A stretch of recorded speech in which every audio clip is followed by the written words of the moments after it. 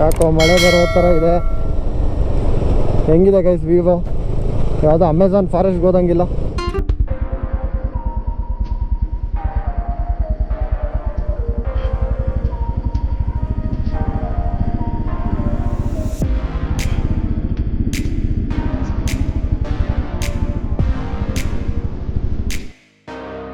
Okay guys, ಇಲ್ಲಿ entry ಮಾಡಿಸಿದ್ವಿ. Biligiri Rangana Betta forest area start ಆಗಿನ ಮುಂಚೆ ಅಲ್ಲಿ ಗಾಡಿ ನಂಬರೆಲ್ಲ ಎಂಟ್ರ್ ಮಾಡಬೇಕು. ಬಸ್ಸಲ್ಲಿ ಬರೋರ್ಗೇನಿಲ್ಲ, ಎಷ್ಟು ಜನ ಇದ್ದೀರಾ ಅಂತ ಕೇಳ್ತಾರೆ ಅಷ್ಟೇ. ಆಮೇಲೆ ಗಾಡಿಯಲ್ಲೂ ಮಧ್ಯದಲ್ಲಿ ಸ್ಟಾಪ್ ಮಾಡಬೇಡಿ ಅಂತ ಇನ್ಸ್ಟ್ರಕ್ಟ್ ಮಾಡ್ತಾರೆ. ಬಿಕಾಸ್ ಕಾರ್ಡ್ ಇರೋದ್ರಿಂದ. ಆಮೇಲೆ ಎಂಟ್ರಿ ಫೀಸ್ ಇದೆ 20 ರೂಪಾಯಿ. ಸೊ ಫೆಸಿಲಿಟೀಸ್ ಎಲ್ಲ ಚೆನ್ನಾಗಿದೆ. ಇಲ್ಲಿ ನೀವು ಏನಾದರೂ ಬ್ರೇಕ್ ತೊಗೊಳಂಗಿದ್ರೆ ಮೈಸೂರು ಅಥವಾ ಬ್ಯಾಂಗ್ಳೂರಿಂದ ಬರೋರು toilet, rest rooms, waiting rooms ಎಲ್ಲ ಇದೆ. ಸೊ ಇಲ್ಲಿಂದ ಎಲ್ಲೂ ಸ್ಟಾಪ್ ಮಾಡೋಂಗಿಲ್ಲ ಗಾಡಿ. ಫಾರೆಸ್ಟ್ ಏರಿಯಾ ಅಂತೆ. ಬಟ್ ನೋಡೋಣ, ಇವತ್ತೇನೋ ಲಕ್ಕಿದ್ರೆ ಏನೋ ಕಾಣಿಸುತ್ತೆ.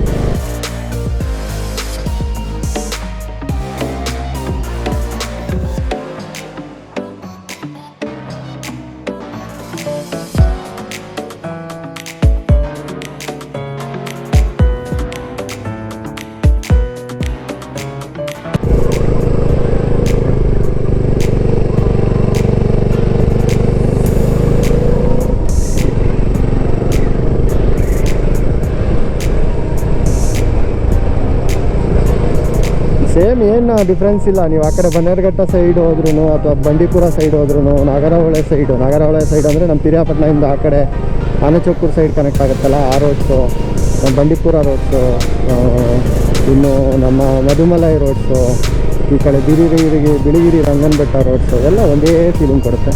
ಬಟ್ ಇಲ್ಲಿ ಏನಂದರೆ ಈ ಫಾರೆಸ್ಟ್ ರೀಜನ್ದು ಸ್ಪೆಷಾಲಿಟಿ ಬೆಟ್ಟಗಳು ಜಾಸ್ತಿ. ನಿಮಗೆ ಸುತ್ತ ಬೆಟ್ಟಗಳೇ. ಊಟಿಗೆ ಬೇಕಾದರೆ ನಿಮಗೆ ಗೊತ್ತಿರ್ಬೋದು, ಬಂಡೀಪುರ ಆಗಿದ ತಕ್ಷಣ ಒಂದು ಹಿಲ್ಗಳು ಕಾಣಿಸುತ್ತಲ್ಲ, ಆ ಥರನೇ ತುಂಬ ಚೆನ್ನಾಗಿದೆ.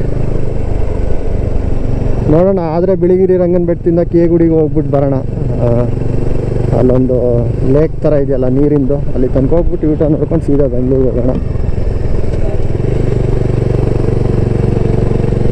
Why did they stop? ಅಯ್ಯೋ, ಈ ಟ್ರಿಪ್ಸ್ ಬರೋರ್ನೆಲ್ಲ ಹಿಡಿಬೇಕಿಲ್ಲಿ. ನೋಡಿ, 3 ಜನ ಬರ್ತಾರೆ. ಗಾಡಿ ನಿಲ್ಲಿಸ್ಬೇಡಿ ಅಂದ್ರೂ ನಿಲ್ಲಿಸ್ಬಿಟ್ಟು ಹೋಗೋದು. ಅಂಥವ್ರಿಂದನೇ ಕಸ, ಪ್ಲಾಸ್ಟಿಕ್ ಜಾಸ್ತಿ. ನಾನು ನಿಮ್ಮ ಹತ್ರ ಮಾತಾಡ್ತಾಗ ಜಸ್ಟ್ ಸ್ಲಿಪ್ ಆಗಿದೆ. ಹಾಂ, ಏನಾಗಿಲ್ಲ. ನಾನು ಆ ಕಡೆ ನೋಡ್ತಾ ಇದ್ದೆ ಏನಾದರೂ ಕಾಣಿಸುತ್ತಾ ಅಂತ. ಹಂಗೆ ಮೆಟ್ಲತ್ತಿ, ಇಷ್ಟು ಮೆಟ್ಲುಗಳನ್ನ ಹತ್ತಿ ಏನೋ ಜಾತ್ರೆ ನಡೀತಿದೆ, ಅದಕ್ಕಿಂತ ಸ್ವಲ್ಪ ಕ್ರೌಡ್ ಜಾಸ್ತಿ ಇದೆ. ದೇವಸ್ಥಾನದ ಹತ್ರ ಬಂದ್ವಿ.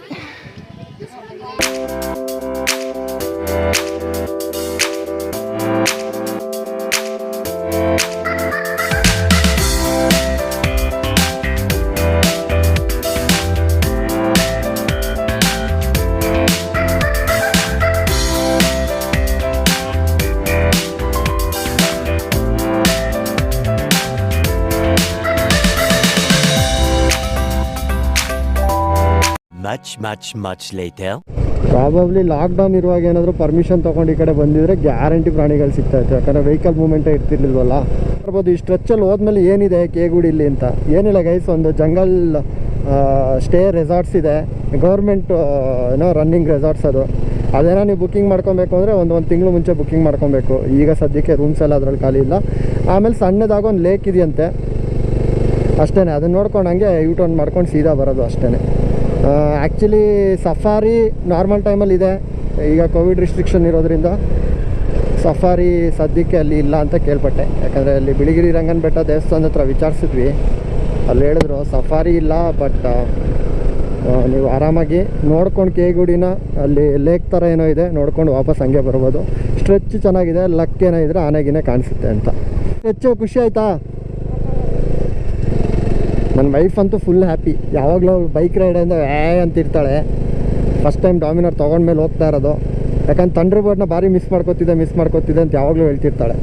ಬಟ್ ಈಗ ಒಂದು 50 ಕಿಲೋಮೀಟ್ರ್ ಆದಮೇಲೆ ನಾನು ಕುಷನಿಂಗೆಲ್ಲ ಹಾಕ್ಸಿರೋದು ನೋಡಿ ಸೀಟಲ್ಲಿ. She was happy. ಆಮೇಲೆ ಈ ರೋಡು ಅಷ್ಟೇ, ಬೈಕ್ಗೆ ಮಾಡಿಸಿದ ರೋಡು ಇದೆಲ್ಲ. ಕಾರಲ್ಲಿ ಬಂದರೆ ಮಜಾ ಇರೋಲ್ಲ. ಈ ಥರ ಏನೋ ಜಂಗಲ್ ರೋಡ್ಗಳು. ಈಗ ಕೇಗುಡಿ ರೀಚ್ ಆಗಿದ್ದೀವಿ. ನೋಡಿ ಅಲ್ಲಿ ಕಾಡಂದಿಗಳು, ಅದು ಕಾಡಂದಿನೇ ಅದು. ಆದರೆ ಇಲ್ಲಿ ಜನಗಳ ಜೊತೆ ಸೋಷಲೈಸ್ ಆಗಿ ಕಾಡಂದಿನ ಬಾಬಾ ಮೂತಿ ನೋಡು, ಅದು ಕೊಂಬರುತ್ತೆ. ಹ್ಞೂ ಕಚ್ಚಾಕ್ಬಿಡುತ್ತೆ. ಹ್ಞೂ ನೋಡಿ ಸ್ಪಾಟ್ ಊಟಿ ಆ ಥರ.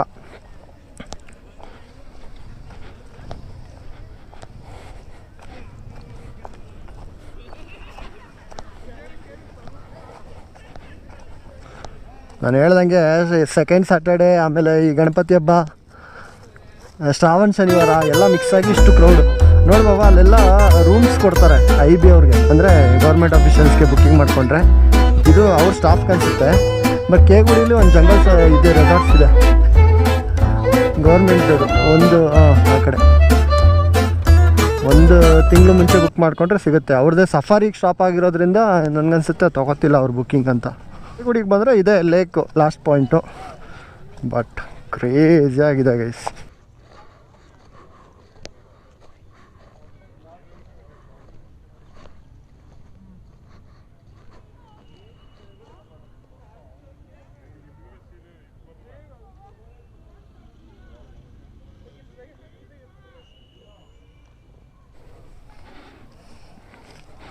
ಅಲ್ಲಿ ಒಂದು ಜಿಂಕೆ ದೂರದಲ್ಲಿ ಕಾಣಿಸ್ತಿದೆ.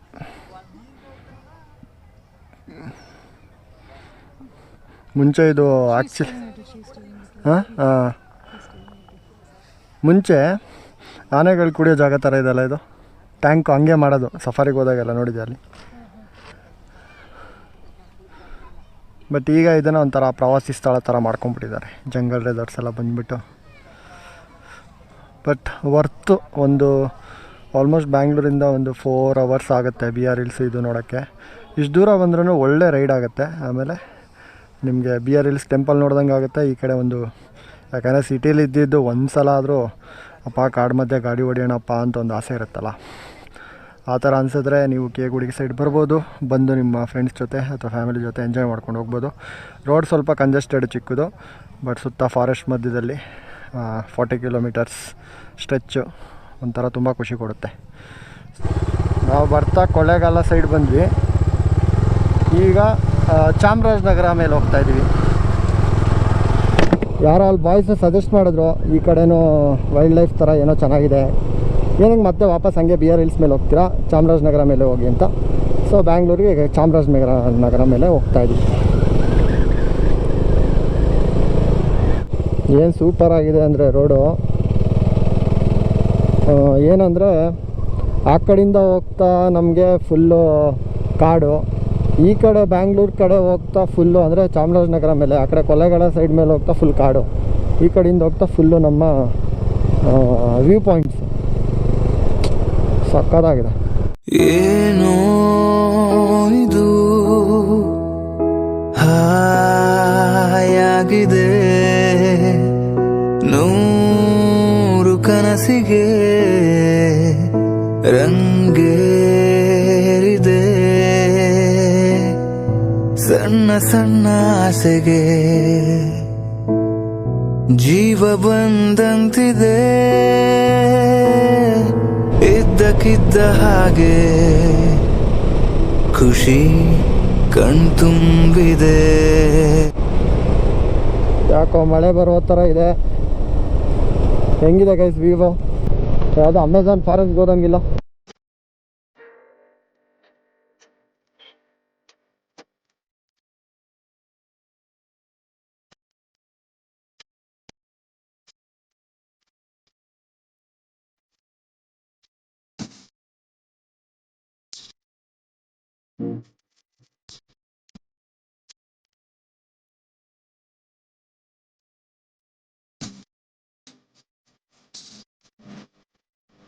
ಎಸ್ ಗೈಸ್, ಇಲ್ಲಿಗೆ ನಮ್ಮ ಕೇಗುಡಿ BR ಹಿಲ್ಸ್ ಬ್ಲಾಗ್ ಮುಕ್ತಾಯ ಆಗುತ್ತೆ. ನೀವು ನೋಡ್ಬೋದು, ವಂದನೆಗಳು ಕೇಗುಡಿ ಚಾಮರಾಜನಗರ ಸೈಡ್ಗಿದು. ಧನ್ಯವಾದಗಳು ಅಂತ ಬೋರ್ಡ್ ಹಾಕಿದ್ದಾರೆ. ಸೊ ನಂದು ಟೈಮ್ ಬಂದಿದೆ ಈಗ ಈ ಬ್ಲಾಗ್ನ ಎಂಡ್ ಮಾಡೋಕ್ಕೆ. ಹೋಪ್ ನೀವು BR ಹಿಲ್ಸ್ ಮತ್ತು ನಮ್ಮ ಕೇಗುಡಿ ಬ್ಲಾಗ್ನ ಎಂಜಾಯ್ ಮಾಡಿದ್ದೀರಾ ಅಂತ ಭಾವಿಸ್ತಾ ಇಲ್ಲಿಗೆ ವಿಡಿಯೋನ ಮುಗಿಸ್ತಾ ಇದ್ದೀನಿ. ಆಸ್ ಎ ಕನ್ನಡಿಗ ರಿಕ್ವೆಸ್ಟ್ ಮಾಡ್ಕೊಳ್ಳೋದು ಒಂದೇ, ದಯವಿಟ್ಟು ಚಾನಲ್ನ ಸಬ್ಸ್ಕ್ರೈಬ್ ಮಾಡಿ, ಲೈಕ್ ಮಾಡಿ, ಶೇರ್ ಮಾಡಿ ಅಂತ ಹೇಳ್ತಾ see you in another video. Take care.